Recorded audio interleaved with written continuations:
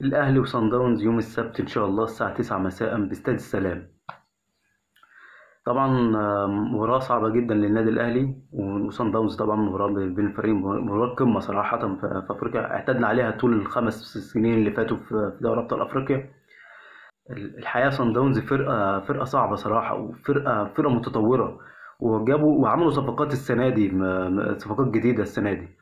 طبعا انت لو حابب تعرف صن داونز والشكل اللي هتقابل بيه النادي الاهلي، تعالى وانا اقول لك الدنيا ماشيه ازاي معاهم من خلال الارقام. صن داونز بيستحوذ على الكوره 65%. 65% من طول اللقاء الاستحواذ بيبقى اكتر من 65%، يعني الكوره ما بتسيبش رجليهم.